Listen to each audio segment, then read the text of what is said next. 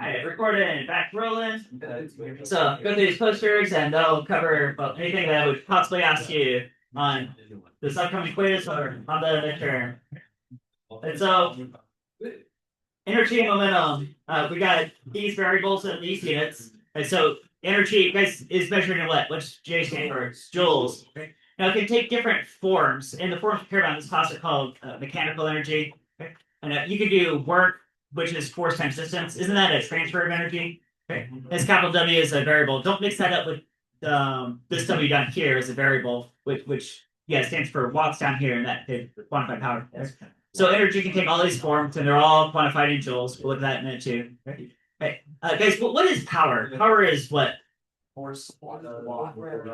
Yeah, work over time. Right. It's a rate of energy transfer. Work over time.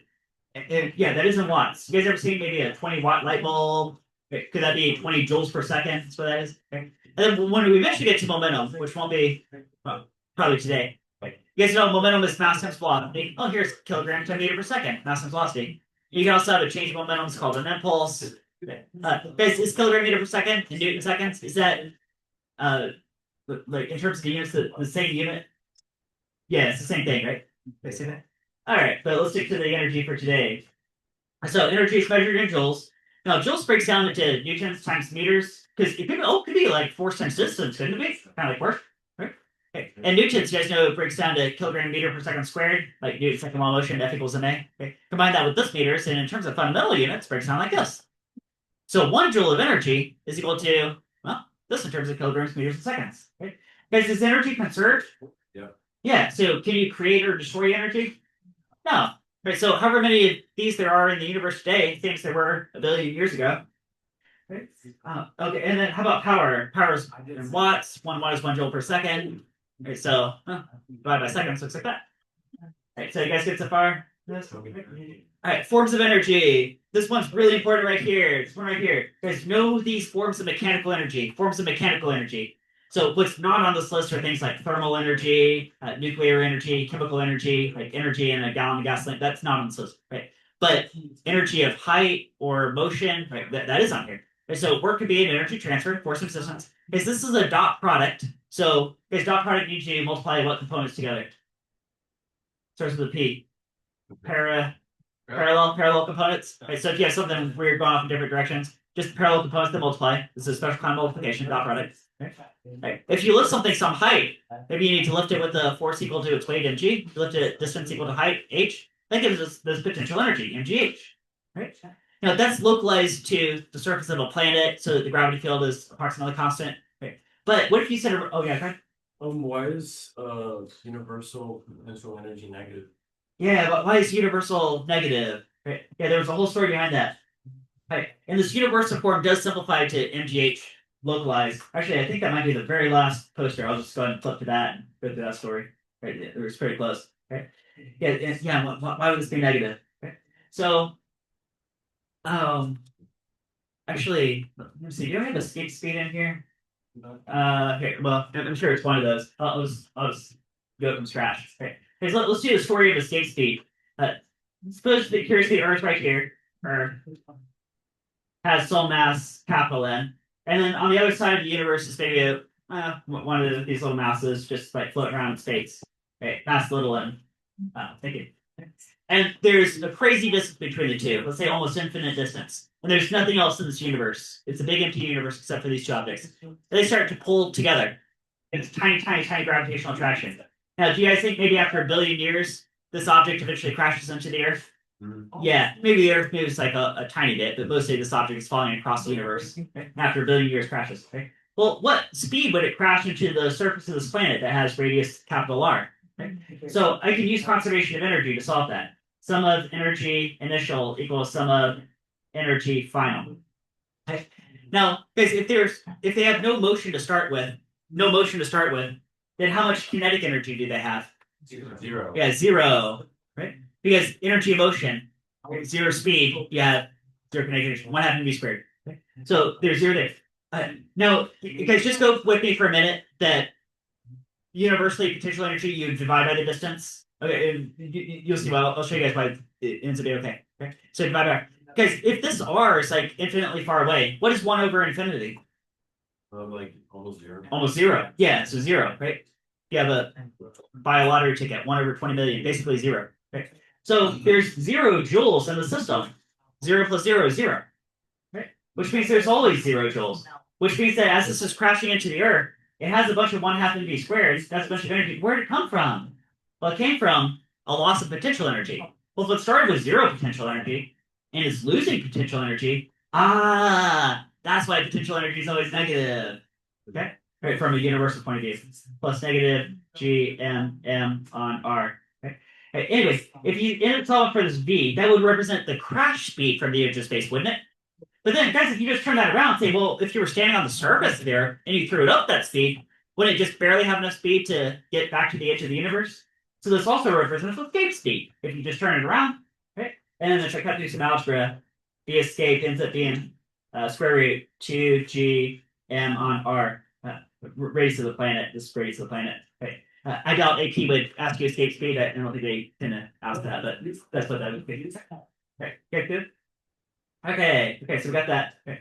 And here's how universal potential energy simplifies to localized potential energy at the surface of a planet. Right? So go from the top of this very tall tower down to sea level. Right? So it's a series of algebra steps, but this just becomes this. Okay. You can get a close look at that later if you want to. It's a pretty good one to know, but a little more involved. All right, so we've got all these energies. So cover that.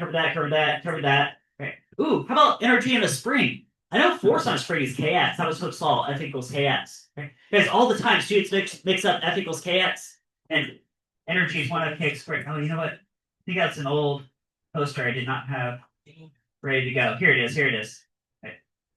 Right. Oh, I gotta pull this out. Right. Good. Students mix up these two formulas all the time. I've seen it year after year after year. Force on a spring, F equals Kx. K is how stiff the spring, X is how much you stretch or compress it. The energy in the spring, well, that also shows up on this graph as the area of this triangle. And if you work out the algebra, it turns out 1 Kx squared. That's how much work it took to stretch a spring, and therefore how much energy is stored in the spring. Can you guys get that too? 1/2 Kx squared? Yeah. Okay. And that would be quantified in joules, wouldn't it? 1/2 Kx squared. Right. Forces in newtons, energies in joules. Right. Right. So you guys know different forms of energy? You guys good? Good. Okay. And then rotational kinetic is if something's rolling across. We haven't talked about that yet, so probably January. All right. Here's work is force times distance. Again, the dot product. So if you carry an object up some stairs along this diagonal distance, okay, guys, does it take any work to do something horizontally? Like if it gives us a tiny nudge, can this just roll and roll and roll forever? And that doesn't take any energy at that point. It's just going. Right? Inertia. Right? But it does take energy to lift something, doesn't it? Right? Hence the dot product, hence the cosine theta. Okay? So you just need to multiply parallel components. Or you could just say it this way. Same thing. As what was the height change carrying it up the stairs? Because that's what the d cosine theta is. It's just the height change. Right? And then times the force to lift it. Or if you're pushing your shock cart forward, it's all in the forward direction. Okay. All right, guys good? Right. Oh, guys, you're going to see this graph probably multiple times on the AP exam. Right? It's force versus distance. And when you do, there's a good chance they're going to ask a question about work or energy. And couldn't that be the area under the curve? Right. Now here I'm showing a constant force, so it's very simple rectangle shape. Right? But it doesn't have to be. It could be any other shape. It's always the area under the curve could be the work. In joules? Right, guys, good there? Good there? Hey, guys, everybody looking here? I'm giving you guys a bunch of answers on your last quiz and on your midterm. Kinetic energy. I just want you guys to know kinetic energy is 1/2 mv squared. You don't have to know the derivation necessarily, although compared to right. But 1/2 mv squared. That's the first energy formula under AP equation. If you guys know in the midterm, I will give you guys a blank. Well, one of these with none of my colors on it. Something like that. Okay, so we're looking at that green section right there. It's really good. Closed and open systems. So if the system is closed, you're not allowed to have an energy transfer in or out of the system. Could the energy within that system be conserved? That's exactly what this does. And then we can use this to solve a whole host of puzzles. We did that for a couple of weeks. You guys remember that 3-page packet I gave you guys? It had 12 different examples. Right? Most of them were this. And there were a couple examples of these open systems. Open system can have an external force. Hence, over some distance, you can have work added to or subtracted from the system. Right? My classic example is a car brakes to a stop. Okay. Close and open. All right. Ooh. Galileo dropped the ball from leaning tower. Guys, what type of energy at the very top? Potential energy, which is MGH. What type of energy right before it hits the ground? Kinetic. Is that 1/2 mv squared? Now, as long as you neglect air drag, could this be a could you have a closed system here? A closed system consisting of what? The ball and the Earth. Okay. See, like if I didn't include the Earth, I wouldn't be allowed to consider MGH potential energy. Okay. So here's your closed system. Some of energy at the top, some of energy at the bottom. At the top, it's all MGH. Bottom, it's all 1 mv squared. Okay. And then, depending on what question, suppose the question is, what's the crash speed? Haven't you guys seen this over and over and over? Crash speed, it always works out to square root 2gh. Okay. Now that's crash speed. Okay. Because if you get to ask this question as a free response question on the AP exam, they would want you guys to write it. You just write everything in the gold box. You should be good. Okay. All right. So you guys good with that? Ooh, I got a follow-up question. Because what if Galileo doesn't drop the ball? What if he throws the ball? What if he throws the ball? I got a multiple choice option for you guys. If Galileo throws the ball, let's say he throws it at V0, is the crash speed equal to? I'm going to write two answers, and only one of these is correct. Is it his throwing speed plus root 2gh, or is it the square root of throwing speed squared plus 2gh? Like if you do the full proper conservation of energy and go through a few algebra steps, what's the final answer? Show hands. Show hands. How many of you guys think the correct answer is A? Who thinks the correct answer is B? There's my winners. Bing. Bing. Yeah, the answer is B. Okay. I said Galileo throws the ball. I didn't say which direction he throws the ball. If he throws it straight down, would this be the answer? If he throws it straight up, would this be the answer? Yeah. Because if he throws it up, it's going to come down at the same speed, just as if he threw it down. Yeah. Notice there's nothing about time in this equation. What if he throws it at a 41-degree angle off this way? He goes, what? Is this still the answer? Yeah. Still the same. It doesn't matter what direction he throws the ball. This is always the answer. Right? Now, in projectile days, that was much more complicated because you had to break out the sine and cosine and find components and find like hang time, and there was a whole process. You had to like burn down the Amazon worth of paper to solve that. Right? But here, it's just real straightforward. Cuts through all that. Okay. All right. Ooh. Maximum height of a thrown ball. It's a very similar idea. Right? Now, there's the old kinematic way to solve this, and there's the energy way to solve this. We're just transferring kinetic to potential either way. Right? And you get the same answer either way. If you want to solve for maximum height based on throwing speed, looks like that. Or if you want to solve for the throwing speed based on how high did the ball go, oh look, there's square root 2gh all over again. Okay. But this is very, very, very similar to the Galileo question. Okay. Old way of doing it, new way of doing it. All right, next one. Car coast, let's say uphill. I have this car going uphill. Okay. And let's say there's no frictional loss, no air drag, nothing like that. Okay. I want you guys to write the conservation of energy equation. I've got it covered up. It's at the bottom of this page. So inner notes. Let's say who remembers how to do this. You said it was closed system. There's no air drag, no friction. Yeah, there's no air drag, no friction. No air drag, no friction. So the car-Earth system could be a closed system. Right. So you guys got your notebooks, paper, there's paper in front of you. There's air drag. Okay, so if you guys run out of paper, raise your hand and I'll bring you some more paper. No. Yeah. Yeah, there's no air drag. There's no air drag. So this will become a closed system. The car-Earth system. The car-Earth system is a closed system. The car-Earth system is a closed system. All right, keep going over this. So it's with where's the car moving faster? At the bottom or the top? Bottom. Yeah, bottom. Okay. So what type of energy does the car have at the bottom? Kinetic. Yeah, it's all kinetics. Okay. So here's your conservation energy set for a closed system. 1/2 mv squared at the bottom. Okay. Now at the top it's a different speed, so a different subscript. Guys, what forms of energy at the top? Kinetic and potential. Okay. So that would be like everything. Okay. Is that what you guys came up with? Yeah. All right. You are winning. Winning. There's a team. All right, so everybody winning. Yeah.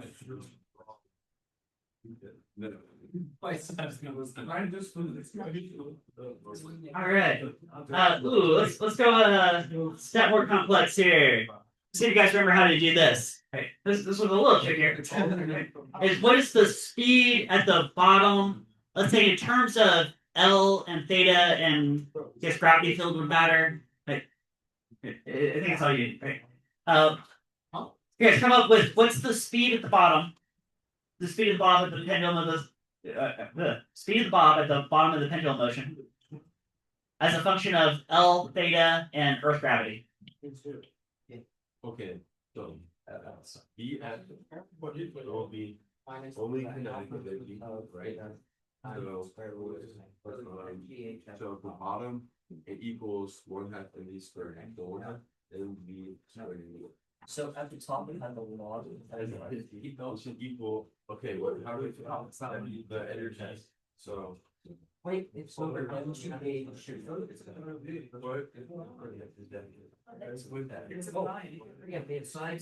Alright, let's see here. It should be Excellent. one field pass and off.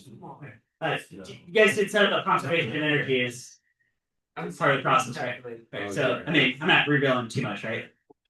Okay, energy is conserved. Okay. Guys, what type of energy at the very top? What type of energy right here? There's both. There's Well, if you release it from rest, from rest. Potential. yeah, it's all potential energy in that case. So it would be all MGH. Okay. Actually, we could. You know what? What if you did give it a push? I'll put the push in pink. Okay, to put the push in pink. Plus 1/2 MV naught squared. Okay. So if you don't want to push it, just ignore the pink. If you do want to push it, then the pink counts. Pushing. And then at the bottom, what type of energy? Yeah, it would have to be all kinetic. 1/2 MV final squared. We're solving for that V final. Okay. We're doing big ones. Right. Okay. All right. Now, okay. Now, part of the fun of this one is to figure out, guys, what is this height change? Height change. Okay, so here's a little side thought. We're going to do a substitution. L minus. L minus cosine. Yeah. Yeah. You guys see that? You guys see this full length L? And then I see a right triangle right here. And this is L cosine theta relative to this angle from the vertical. Shouldn't that be L minus L cosine theta? Yeah. Right? Could you factor in an L if you wanted to? Yeah. Make this L times 1 minus cosine theta. Oftentimes you'll see it written like that. But that right there is going to substitute into this H right here. Okay. So M G L 1 minus cosine theta Over MGH. Yeah. Plus 1/2 MV push squared pink equals 1/2 MV final squared. Or solve for V final. Alright, that okay? Are we gonna have to know that more things for the quiz? This is probably harder than anything I would ask on the quiz. Okay. That's good review anyway. I mean, it's good for like thought process. Okay.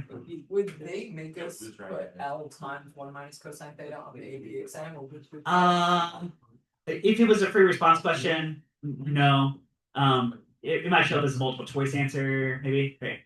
Yeah, if AP asked this would probably be one of the harder questions they would ask, maybe. You can solve. Okay. Guys, you see 1, 2, 3 terms. Everybody sees 3 terms, right? Well, 3 if you count this pink. Only 2 if you don't. They all have a what in common that you can cancel out? Math. Well, you never forget to put. So if you swap out the bottom of the pendulum with this for this, would these both have the same speed going through the bottom? Yeah, they do according to this. Right. Maybe hold on to that idea. We'll get more into depth of pendulums next semester. So, guys, can I multiply both sides by 2 and then take the square root? 2 square root.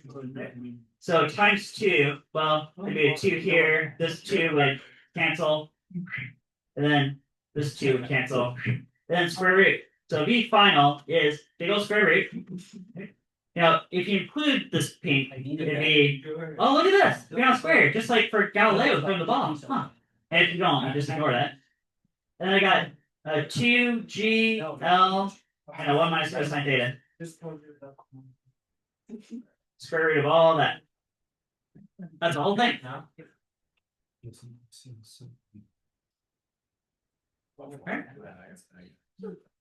right. You guys, what time to get that in your notes? You guys write that in your notes. If you're writing in your notes, your neurons make better connections and it helps you learn it better. All right. Everybody got that? All right.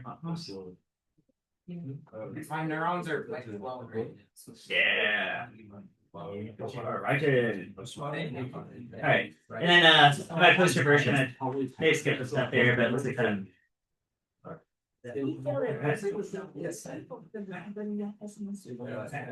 Oh, I had you guys do a live version of this where you did the calculation that you guys just wrote, and you also measured the speed gate. You guys remember they came out to pretty much the same value all the way down? Oh, I like this one. Let's do a block spring earth system. And maybe ultimately you're trying to figure out what's the speed of this card up here, of this block. But what's the setup? I'm just looking for the big picture. Can you guys write a conservation of energy equation? Suppose there's no frictional losses. Okay. There's no frictional losses. If E R equals E I. Let's turn to a side. So we start Two sides. with 30% of 1 half kx squared is shown as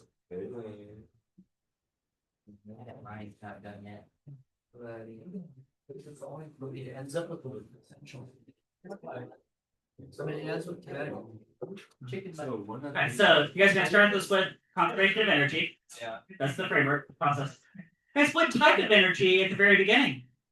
Spring potential. Spring potential. Yeah, because it looks like you had to took some work to compress the spring. Now the energy stored in the spring. Yeah. You guys, what's the expression for energy stored in the spring? One out of kx squared. 1 half kx squared. Yeah. And so Hooke's law is F equals kx. That's talking about forces. And then the energy associated is 1 half kx squared.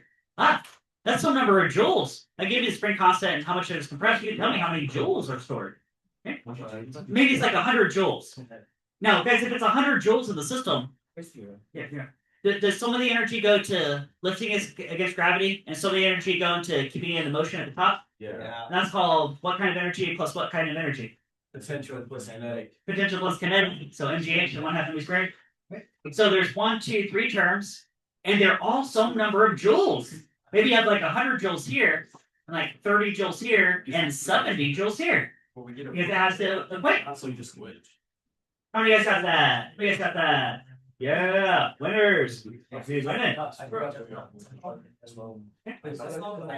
Yes. Okay. Guys, what's this MGH?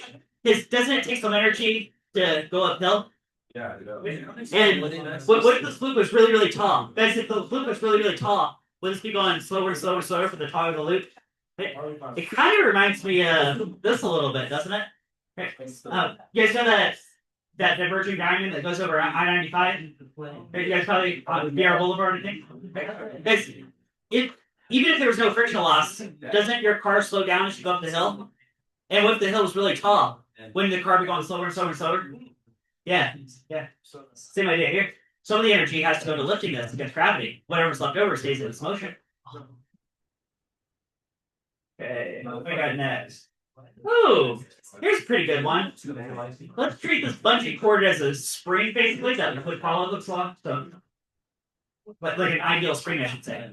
Okay. Say somebody jumps off. The unstretched length is L naught. It stretches an additional amount X. And this guy just touches the sidewalk before it retracts. What's a good conservation of energy to describe the situation from point A to point B? You guys notice all these conservation of energies. We're going from some point A to some point B later. And time is never showing up as a variable in these equations. Okay. So what kind of energy right here? MGH. Okay. Now, if this showed up as a multiple choice question, what do you think H is expressed in terms of? Yeah, it's going to be L plus X. Okay, L plus X. Okay. So here's your setup. So there's the beginning. That's okay, right? And right at the bottom, does it have any gravitational potential energy? No, because motion is because you're at height 0, basically. Does it have any kinetic energy at the very bottom? No. No, because turning around, the motion is 0 at that moment. Where did all the energy go? Into the spring. The bungee cord. And how do you write that? 1 squared. Yeah.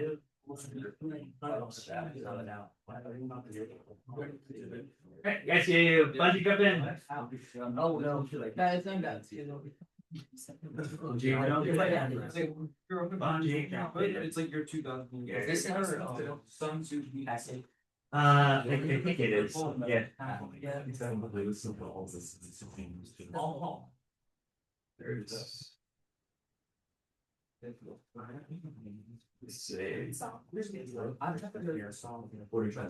Alright, here. I'll check it here. So, you guys these for your first day of school. Let's see. That's the entire problem. Let's see. Yeah, the bungee jumper made it. Okay, so very first day of school, I gave you guys these bungee jumpers on there. Almost all these are. Might be a couple of exceptions here and there. Bungee jumping. Let's see what I got next. Oh, this next one's a good one. This car brakes to a stop. This is my classic open system for you guys. Here, guys, brake as much as you can. So my goal is to figure out what's the braking distance. Maybe that's usually the classic question. So I want you guys to do a setup and then a series of algebra steps. And the very last step says distance equals something. The distance is going to be in terms of the initial speed of the car. And I think coefficient of friction and gravity. Here, give you guys the rest of this. Yeah, guys, is this an open or a closed system? Open system, open system. Let's say an open system consisting of only the car. Like, there's no height changes, so you don't have to worry about any MGHs. That's not going to be a thing. Okay. But the external force, do you guys see the external force? It's drawn on here. It's this one right here, this friction force. Because, well, the normal force and the weight just cancel, so that doesn't matter. Great. But the friction force, that is a net external force, isn't it? Yeah. So get as far as you can to solve for the braking distance as a function of, well, as many things you can think of. Here. Give you guys a hint too. It might also involve this a little bit. Do you guys remember this? You guys remember that? Do you guys remember coefficient of friction? Okay. Let's just use a generic coefficient of friction. So it looks kind of like this green box. You guys say friction force is coefficient of friction times normal force? You guys remember that? Yeah. Okay. So that might be part of it a little bit. Okay. Give you guys a minute. I'm gonna walk around the room. Give you guys a minute to solve that. 5, 6, 7, 8. We start with. What do we need to ask? The braking distance. Solve the braking distance. Okay. Give you guys first. Well, you guys tell me the first step. What's the initial setup? Energy minus work done by. Like that? Right, that's an open system, isn't it? Yeah, okay, I heard something about 1/2 mv squared, you said? That is the initial energy, isn't it? 1/2 mv squared?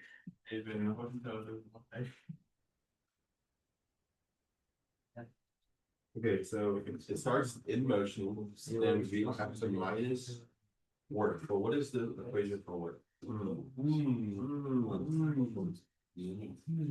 are you thinking here? Well, you know, like, yeah.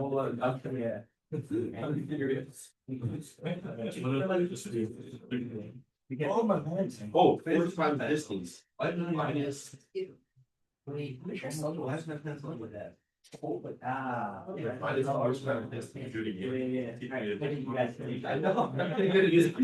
know. You can't find weight. Equals where y equals 2x, I mean, so you just get it. And it should be absolutely like you said, that's true. I got my slide paper. So you guys did say 1/2 mv squared, right? 1/2 mv squared, the car starts out with energy. Yeah. And then work by friction. Work is what times what again? Force times distance. Force times distance. Now, there's this friction force, and this distance. Do you guys see how those are opposite directions? The distance is forward and the friction is backwards. Okay. That's actually I took care of that for you already by having it minus. That's why it's minus. Right? That's where it comes from. Okay. And it's how much energy does it have when it's at a dead stop? 0. It has no kinetic because it's not moving. It has no gravitational potential. It didn't go up any hills to come to a stop. So it can be like that. Commit. Like that. Alright. Alright. And then let's see what else they substitute. Alright, so I think that's where this one's about to be handy. So friction force. Could I say basically coefficient of friction times normal force? Some version of that. Yeah. So I think that'll take the place of this. But this normal force is equivalent to what else? MG. Mg. Now, does the mass of the car end up canceling out? Yeah. Yeah, sure does. Sure does. Oh, actually. So I did a couple substitutions there. This really could be like a couple steps. Or maybe- I was hoping you knew that. Yeah. Can you guys solve for that D right there? Good. Solve for D. Solve for D. The rest is just algebra. So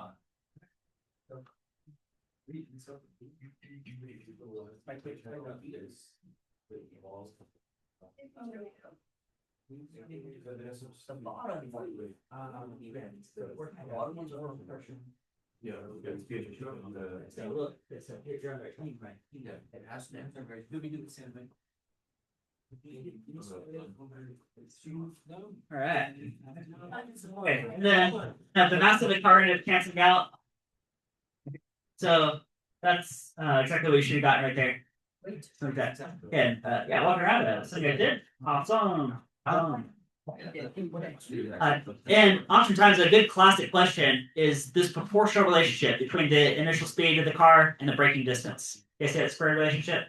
Okay. Yeah. So I might ask you guys like, oh, well, if the car was going 3 times as fast, how much braking distance would it need? 3 times as fast is going to be 9 times the amount of road. Yeah. Is it? So if the car's going faster, it definitely needs more road to brake to a stop. Okay. What about this? What if you increase the coefficient of friction? Go from a wet road to a dry road. If you increase the coefficient of friction, do you need more road or less road to come to a stop? Yeah, less road. You don't need as much because dry road, brake to a stop real easy. What if you went to a planet that had a stronger gravity field? Could you brake to a stop faster? Yep. Yeah, you sure could. If you're pumping up that G. Oh, matters too.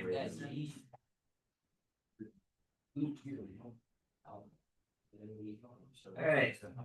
Here, this next one's been involved. I'll just show you guys the whole thing. Okay, so this is a real classic college level physics question. I mean, this is supposed to be a college level class, anyways. If you guys take physics in college, there's a good chance you'll get handed this question. And the question is, what's the minimum hill height to guarantee that this cart makes around this vertical loop on a roller coaster? Okay. Right. So, dude, 2 parts to this. First part is C. So, well, I wonder what is the minimum speed to get around the top of the vertical loop. So that goes back a long way in this class. Okay. You guys remember like centrifugal force? So, what if it just barely gets around? We're looking for like a minimum speed. Then would the normal force from the track approach 0? But it still has a weight acting on it. So this weight would act as the centrifugal force. So V squared turns out to be GR. Okay. You guys remember that cup of water that I threw in a vertical circle? Okay. So same question there. Then you go to conservation of energy. Say we're going from this point A to this point B. At point A, guys, what type of energy at the very top? MGH. Yeah, potential energy, MGH. And then over here, well, it has some MGH, but the H is equal to 2R. So that shows up here. Everything left over is its motion 1/2 squared. And this V squared has to be at least as much as GR.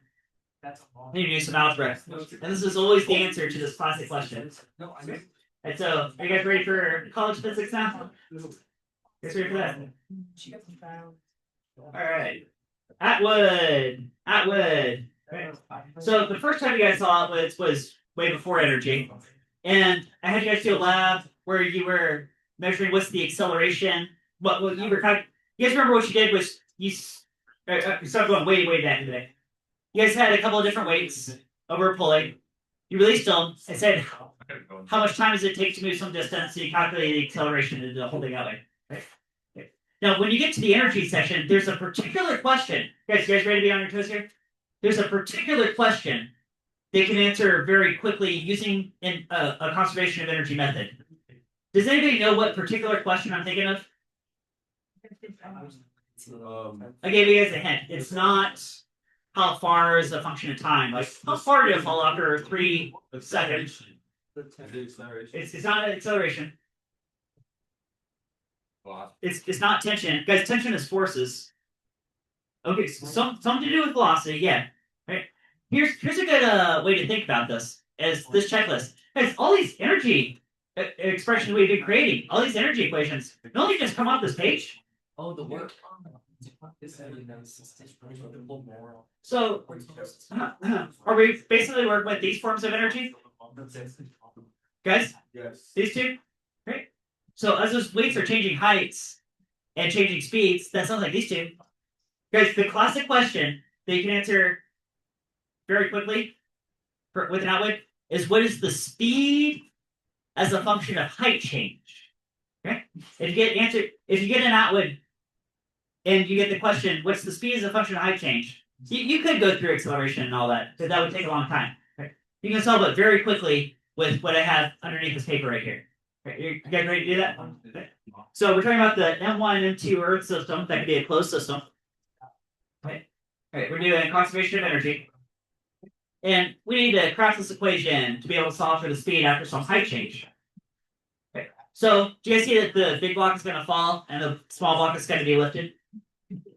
Great. And at the end of that motion, well, they will be moving, right? They're still moving.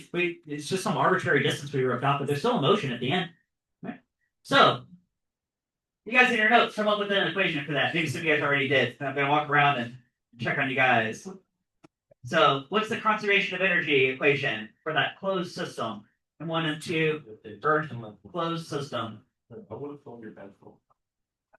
Okay, what type of energy at the top? Like, what sort of a supply of energy? Like, why would that thing move at all? What's sort of supplying the energy? And then, where does that supply of energy go? It goes into what? There's 3 things. Yeah, well, I guess that's a hint. So there's sort of one supply of energy, and there's sort of 3 places that it ends up going. It comes from where, and it goes to where. It goes somewhere. To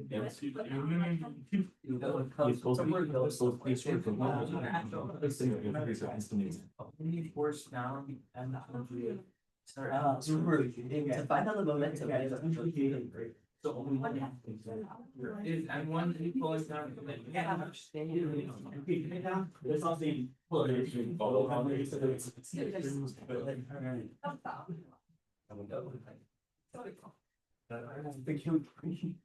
Ah, Ryan got it. Yeah. Winner. Alright, who else? Oh, Ethan got it. Wait, okay, look at it. Yeah. Alright. Got at least 2 winners. Who else? Who else is winning this? Maybe I'll think they got it. It's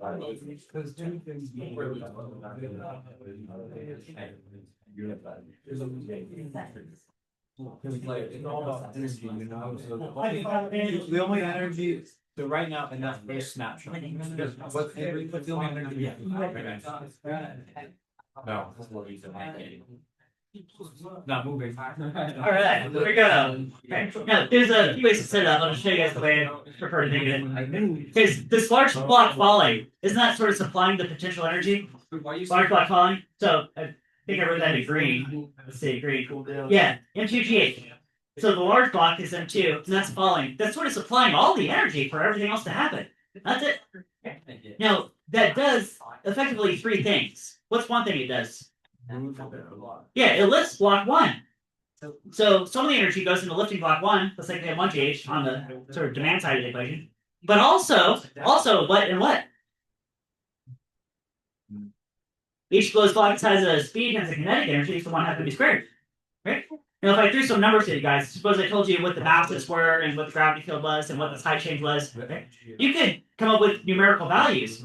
Guys, how about this? What if this number right here is it really here? What if this value comes out to like 100 joules? You guys see 100 joules right here? 100 joules? And maybe it takes like 30 joules to lift it. 100 joules here, 30 joules to lifting the small block. Would there be 70 joules left over to go into the collective motion of these two? And maybe it splits like something and something. Oh, guys, is this V and this V the same V? Same V.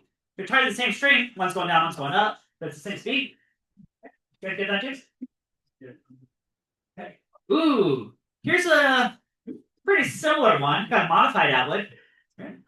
So a little different, but it's kind of the same thought process. So closed system, we got an M1, M2 Earth system. Right? So this time, this weight, this normal force cancel out. Oh, guys, the string tension is just internal to the system, just like it was for the lab poster. So that's just internal force. Okay. But whose thoughts? What is the net external force on this whole system?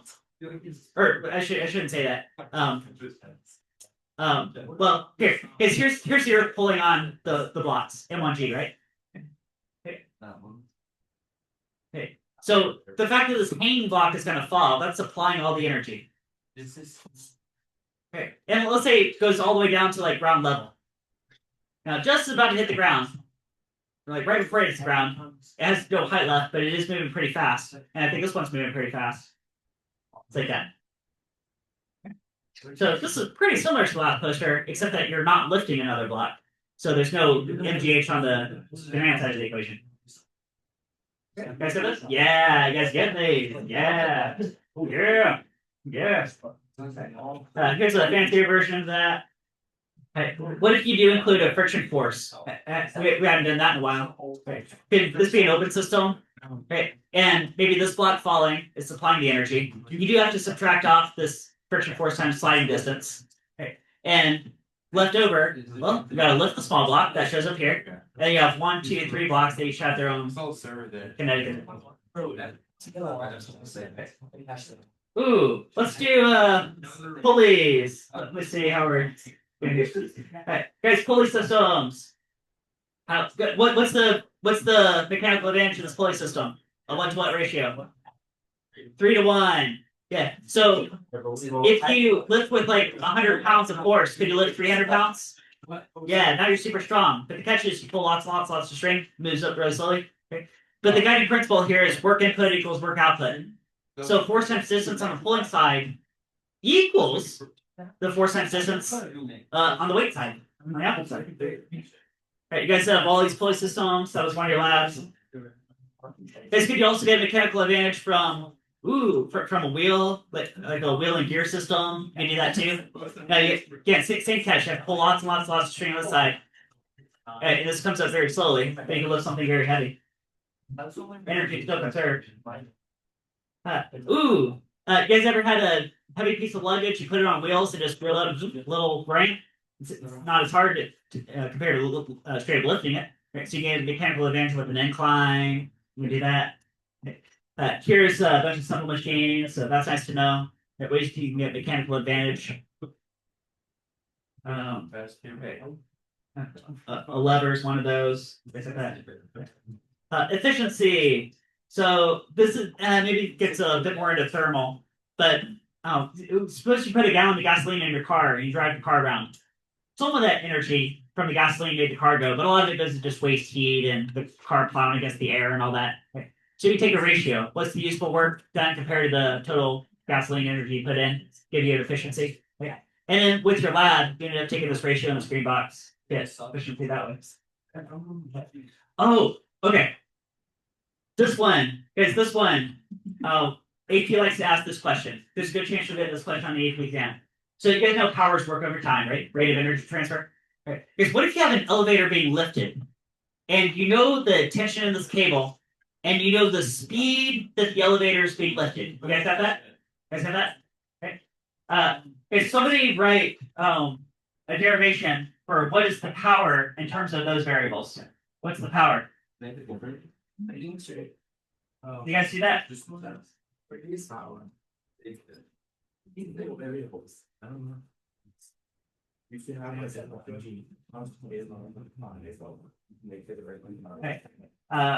okay. Did you guys come up with this?